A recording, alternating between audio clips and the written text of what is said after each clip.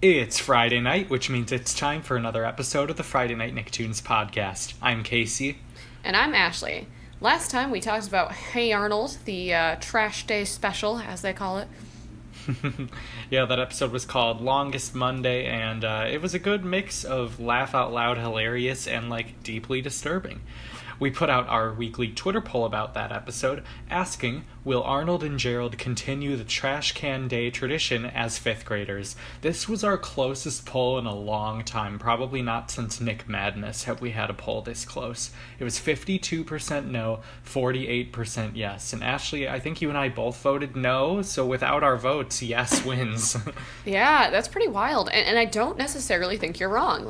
We had our discussion at the end, too. It wasn't an easy answer for me either. I think that there's a chance that they do, I see a world in which either of these things happen. So definitely a morally interesting question, though.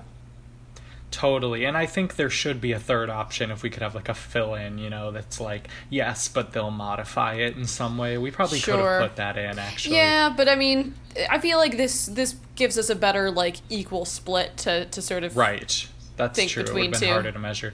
Plus, that's less hot takey, and we love our hot takes. Everything's got to be good or bad, yes or no, top 5 or off the list. Top 5 or bottom 5, let's be real right. here. Yeah, for sure. Yeah, that was a good one. That was one of our better pulls in a while. We tend to go for the silly ones, but I do think that one really made you think a little bit more. Yeah. This week, though, we are going on to our Avatar: The Last Airbender episode 7 in our watch through. Getting pretty exciting pretty quickly here. This one is a part 1 of a 2-part episode, but we decided they were separate enough that we're only covering episode 7 today. Alright, and follow us on Twitter at FNN_podcast and Facebook, facebook.com/FNN Podcast, and review us on Apple Podcasts so others can find the show, and check out our YouTube page. We are creeping closer and closer to 200 Twitter followers, which is super fun, so why don't you get us there? If you listen every week and you don't follow us on Twitter, we got lots of great memes, we'll have weekly updates and other announcements. Yeah, that's also where you'll find our exciting polls, and, you can sway the discussion. So does it get more exciting than that, folks? Or you can tweet memes at us like several of our listeners do, and we'll talk about them on the show, you bet. Oh, we love our memes more than anything else in this world. And with that one, guys, thanks so much for tuning in. Now let's get started. From the Nicktoon Animation Studio in Hollywood.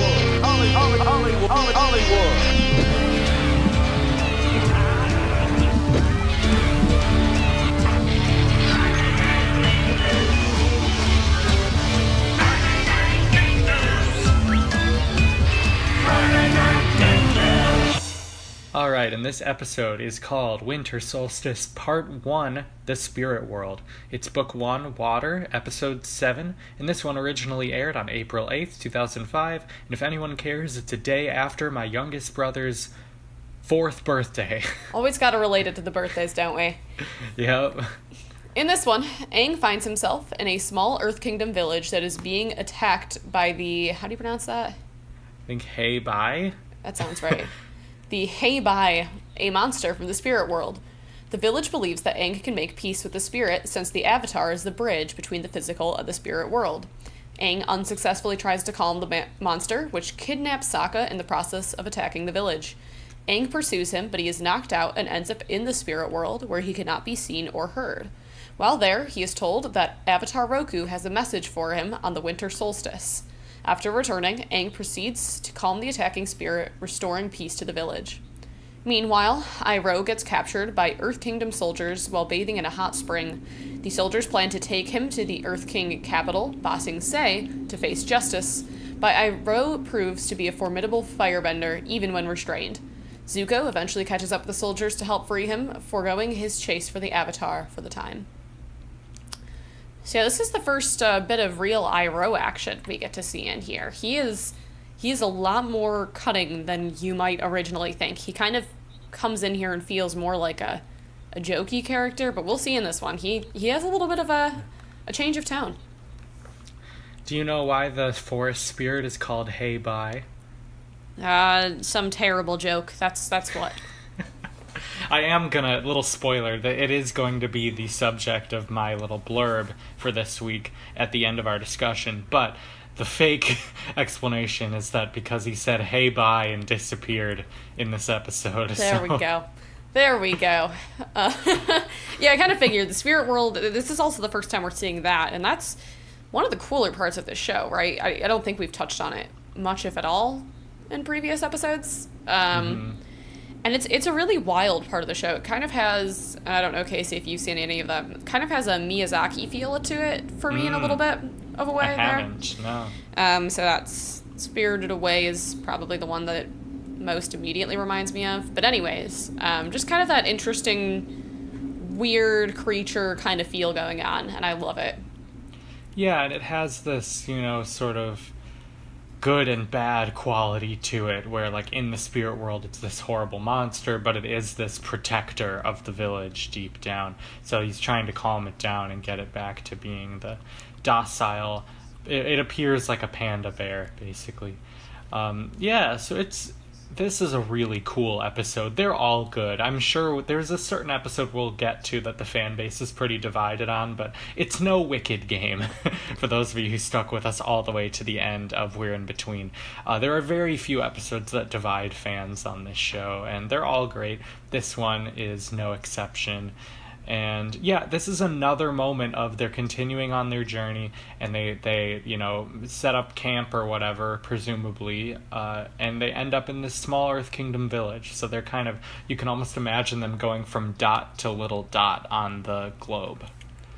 Yeah, they kind of just, they're chilling around, and it's another one of those things where they find out that he's the Avatar, and we kind of get this realization too, where he talks about how they're talking about how he needs to find a waterbending teacher at the pole, and he says, yeah, but there's nobody that can teach me how to be the Avatar. And it's kind of an interesting thing that we talk about how lonely he is as the only airbender, but being the Avatar is kind of an inherently lonely position, right? Like, there's only one at a time, so you're the only person living on Earth who really knows what you're going through. Just saying. Yeah, not only is he the last airbender, but he's the only Avatar. So he's probably the loneliest Avatar in history, too, because at least every previous Avatar had other benders. Right, yeah. I mean, I guess I shouldn't assume that. We don't know that. That's true, but it's gotta be amongst, right? And yeah, so... And just doesn't have sort of the teachings that have been sort of passed on from Avatars really as well laid out for him as he would have, right? Like, we talk about how his old teacher, I forgot the name, was going to, Monkey Atsu? Yeah, because he talked about how he had certain things that he was going to tell him when he was old enough, right? And so, like, he has to sort of dig through and find all of that on his own, too. Anyways. That's true. Well, it's like Aang is sort of living. I just beat I've been playing every Zelda game over the past year, and I just beat Oracle of Seasons and Ages, the Game Boy ones. And in Oracle of Ages, you're jumping back and forth between the past and the present, and lots of things happen, like what happens to Aang. Like, you'll talk to someone and he'll go, "Meet up with me in the future, and I'll have something special for you." And then, like, you go to the future, and the guy is dead, and you have to, like, go into his grave to find what he was going to give you. Like, it's kind of messed up stuff like that. I don't know why that made me think of it, but the time jump stuff can really mess with your head. Oh, for sure. Yeah, and in addition to this, one of the things that he doesn't really have anybody helping him out with is the spirit world. He doesn't really have a great understanding of how it works or what he's supposed to do with it, but he knows that they're like, hey, look, you're the Avatar, you can fix this spirit world problem, right? And he's kind of terrified, and understandably, right? He's like, I don't really know how to deal with this. I've never had to deal with this. So the spirit world, and we, like you said, Aang doesn't know much about it, and therefore we as an audience don't know much about it yet. And the spirit world, I see it as this sort of, like, parallel dimension that, like, only very special people can get to. And there are these horrible beasts. They kind of remind me of in the later Pokemon games. There are these. Do you know what I'm talking about? What are they called? Something beasts. I was gonna say divine beasts. That's not it. Yeah, they are. I think they are divine. Ultra beasts. I would say divine beasts is Breath of the Wild. Right. Yes. Yeah, they're ultra beasts in Pokemon, and that's kind of what these spirit monsters are. And yeah, the spirit world will, going forward, be a very important part of this show, as obviously we can tell from this 2-part episode, too. Yeah, and we continue to delve into it a little bit more, too, in Korra. We get some interesting interplay there, too. Especially in Korra, yeah. But regardless, we kind of know at this point that there's this weird creature. He's from the spirit world, and he's displeased. And then we see Aang kind of try to fight him off just by being like, hey, I command you to stop, I'm the Avatar. And we do see that the spirit world doesn't seem to care all that much, right? Like, about humans in general. We kind of get this vibe immediately, right? But even though he's the Avatar, even though he's supposed to be the bridge, he's not, like, inherently in control of anything in the spirit world. Not at all. He's very out of control. Yeah, and he gets there accidentally. He doesn't even try to. And when he gets there, too, we find out that he can't bend in the spirit world, which has got to be a pretty terrifying thing to feel, too, right? He's so used to kind of relying on this to, you know, as his defensive mechanism and just, like, you know, a part of who he is, and now he can't bend at all in the spirit world. So it's an interesting place that he kind of accidentally ends up in, and we'll dig into it more in the series as to sort of how that works, but I do love this first kind of accidental glimpse into what's going on. Yeah, it makes the discovery even cooler. It kind of harkens back to when Katara and Sokka accidentally discover Aang and their lives are forever changed. Yeah. And and it's just another one of those things where it's like, well, in addition to him having to save the world, he's supposed to know how to balance the spirit world thing too. So it's just another thing on Aang's plate to deal with here, but... Right, and there's this great moment where this dragon, I think it is, comes up to Aang, and he goes, oh, you're Avatar Roku's animal guide, like Appa is to me. And it's a classic in-character moment, because we know Aang speaks out loud a lot, but it gives us that exposition really clearly, because we have no way of knowing that Roku's animal guide is this thing, so we know right off the bat that Roku is trying to contact Aang, or that he at least has a bridge to Avatar Roku in the spirit world. Yeah, and then we find out, again, sort of cryptically, about the winter solstice, which is, I think it's the next day, 2 days from then, something like that. Is it tomorrow from the show? It's soon. And we'll get to the exact cliffhanger, but moral of the story, he needs to get pretty far from where he is pretty quickly in a pretty short amount of time to get this message from Roku. Yeah, and that's presumably what the second part is going to be about. Yes. Of this 2-part episode is he's got a clear journey again. You know, he has to go to a temple on a Fire Nation crescent-shaped island on the summer solstice to speak to Roku, on the winter solstice to speak to Roku about the comet. And the anticipation of that is so exciting. Like, is he really going to meet the last Avatar? Like, how is that even possible? And what amazing insight will he be able to pass on to Aang? Yeah, and also just interesting, like, he has to do it from this specific location. Like, what's special about that? We just kind of have all these questions going on as to, like, why there, what's there that he needs to see so much, and yeah, we do have this good path forward. We were debating again whether or not to go for part 2, but we figured there's so many cliffhangers in this show that if we kept going every time we said, oh man, we gotta know what happens next, we would just watch the whole show. So we're not going to do that quite yet, but... Yeah, right. And I say we keep this discussion separate, where we finish everything we want to say about the Aang plot, and then go back, quickly go over the Iroh one. So Aang does successfully calm the attacking spirit. He restores peace to the village. They come back and he reunites. Sokka is captured in this episode, but he's really not. No one cares that much. No, it's kind of mentioned. It's kind of tossed aside every now and then, but it's really not a major concern. It's more about saving the village than it is saving Sokka, which I guess makes sense. And of course Aang wants to save Sokka, but if it had been Katara, I think it would be a whole different episode. Oh, agreed. It would be a whole different story, but, it is what it is. Yeah, and when they come back, the villagers say to Sokka, what can we do to repay you? And he goes, you could give us some supplies and some money. And they're like, of course, we'd be happy to, but it's funny how upfront he is. And they do kind of need it. And, you know, I think it does kind of answer that question, too. Right now, they've just been 3 kids sort of scurrying around, and it doesn't really necessarily make sense as to how they would, you know, keep life going otherwise. Mm-hmm. Yeah, I think that's most of what I needed from their side. I mean, it's a pretty Katara-light episode. It is. Sokka, again, is mentioned, but not really prevalent, other than that he's been kidnapped and then has returned. And, yeah, the eventually, Aang kind of explains, like, hey, the forest is going to get regrown. I know you're upset about it, but, you know, we're working on getting it back, and the spirit monster is calmed. So that's about that.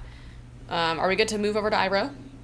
Let's do it. Yeah, why don't you kick us off? Yeah, so we start out, and he's sitting in this hot spring, which he says that he's, you know, heating by himself. He's using his bending skills to kind of create some smoke, and he's just lounging about. And again, this is kind of how we've seen Iroh up until this point, is he's just lounging, he's just being kind of lazy, and Zuko is getting all flavors of worked up about catching the Avatar.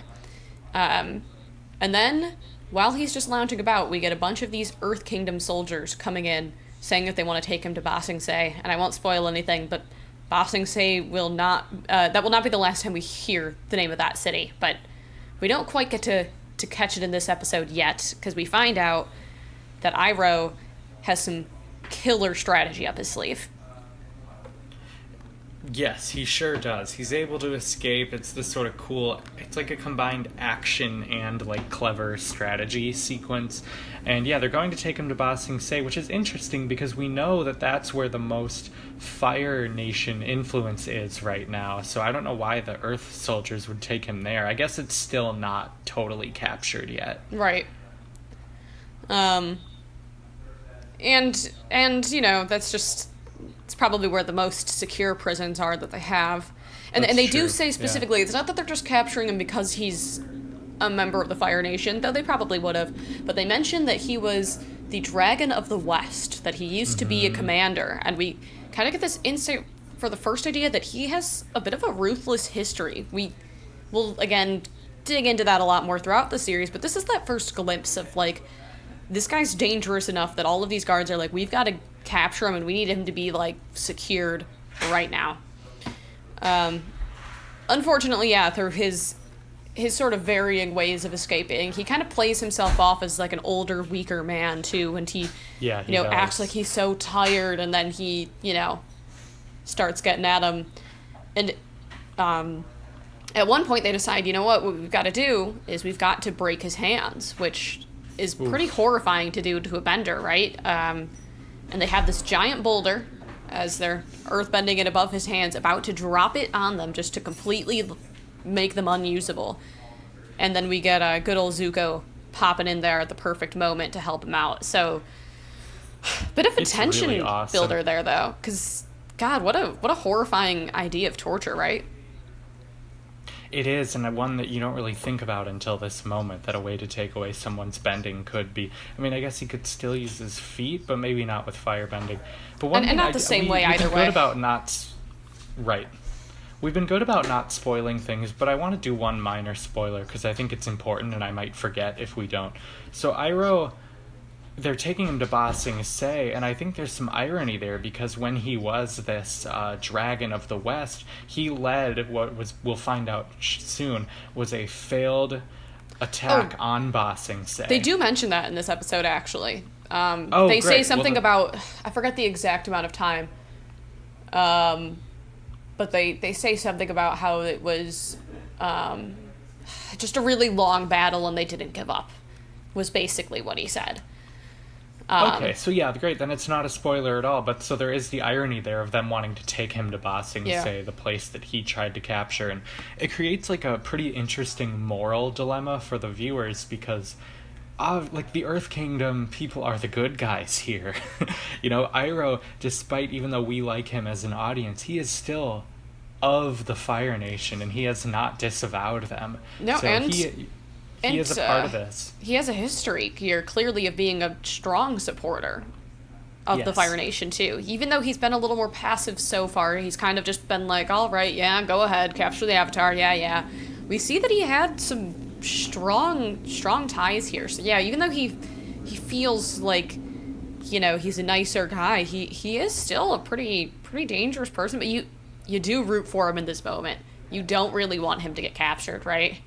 Yeah, the show does a great job of making us root for him. He's sort of an anti-hero here, even if he has reformed. We don't really know that at this point. And yeah, we are rooting for him to escape, of course, because he's charming and funny and an important character to the advancement of the plot, and him being in jail slows things down. So it's good for everybody except those earthbenders that he does escape. And Zuko mentions, like, okay, now we have to get back to searching for the Avatar, and it's always the Avatar. He never calls him Aang. Like, it's like he's an object to Zuko. Yeah, and he really is, right? He's just this goal to get at, but he's not really, you know, thinking about him as a person in any way. He's just this goal to get his honor back, so on and so forth. And yeah, you know, we do see, though, that he's willing to save his uncle still, right? He is willing to forego that for a minute to save his uncle. So he does have some heart to him. Absolutely. And like when the soldiers call him the once great Iroh, that helps us sort of get on his side too, that now it's an underdog story, and that stings. Yeah, and we do have this great moment where there's 5 soldiers, and one of them says, it's 5 against 2, you're clearly outnumbered. And Iroh says, yeah, that's true, but you're clearly outmatched. And they just destroy them in, like, the best of ways. One of those great action movie one-liners that would be really corny in any other show, but that they somehow pull off in this series. It's so perfect. So many things that they do and say shouldn't be, like, hit the way that they do, and you're just like, nope, that was it. Yep. That's that good stuff. Last thing I've got on this episode is the spirit monster's shoulders. Can we talk about that? like kind of goals. Maybe it's because it's 4 arms. But you know what I'm talking about? Yes. Oh, that thing is horrifying. In the best of ways and the worst of ways, kind of at the same time, honestly. Yeah. And we'll see more of the crazy creatures that the spirit world has to offer, but it's a good first glimpse. Anything else? I don't think so. No. Should we head over to my little segment? It's a quick one this week. Let's go ahead and do it.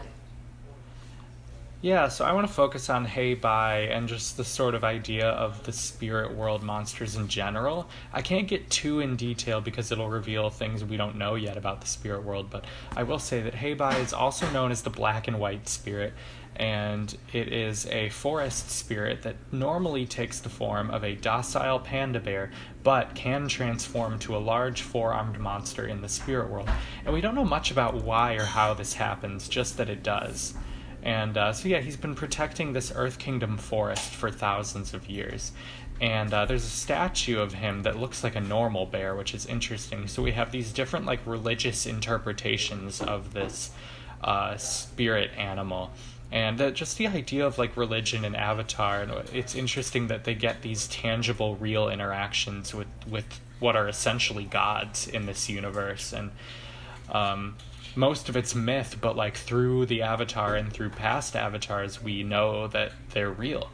And yeah, so the forest is just outside of Senlin Village, which is where we were in this episode. And so I guess it was because the forest was destroyed by Fire Nation people, and that's what made the spirit angry. So really interesting stuff. And then as it gets closer to the winter solstice, that affects the spirit world, so it was further, you know, there was further chaos because of the solstice. Yeah, and we kind of something we skipped over is that it terrorized this village by abducting one villager each day. So it really was this really terrorizing, upsetting sort of day-by-day thing. No one knew who was safe. No one knew what was going to happen to them. So when Sokka is the one, you know, then the plot of our episode happens. And yeah, another detail we sort of glossed over is that Aang showed Hey Bye the acorns that covered the floor of the burnt forest, so reassuring Hey Bye that the forest would grow back. And I think that's a beautiful symbol, choosing to show him these acorns and basically saying, like, chill out, dude, there'll be a forest again. You're thousands of years old. And Katara did the same thing, right? Because Aang is kind of devastated by seeing the forest wrecked in the first place, and then Katara shows it to him first and says, like, look, this proves that they'll regrow. And he's like, thanks, I needed that. And it's kind of fun to see that passed back on, too. Yeah, it's a nice duality, because Aang probably wouldn't have come up with that on his own, and it just shows that he needs his team behind him, and here it was from Katara.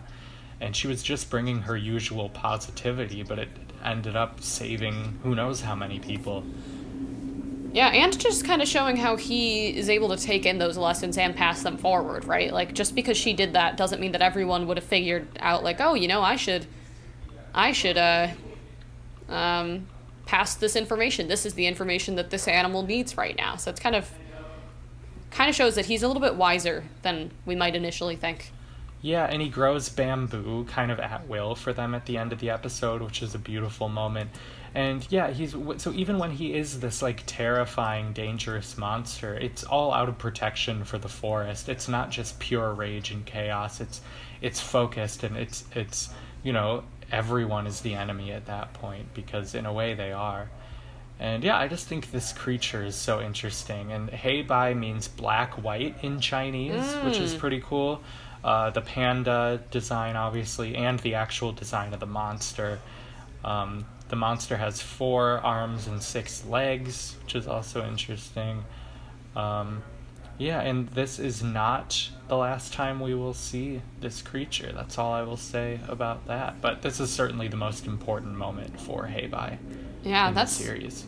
That's actually really cool. And I'm sure we'll see at least a couple more of these segments being about, you know, the spirit world and some of its really interesting intricacies there. But yeah, good insight.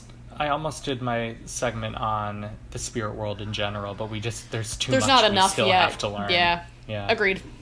Right now we just know it exists, and there's this panda in it, yes. and Roku's animal guide. And we'll definitely dig in further later, but yeah, a little too early to get into all of the depth on it. But yeah, good info there. For sure. Shall we head over to the conclusion? Let's do it.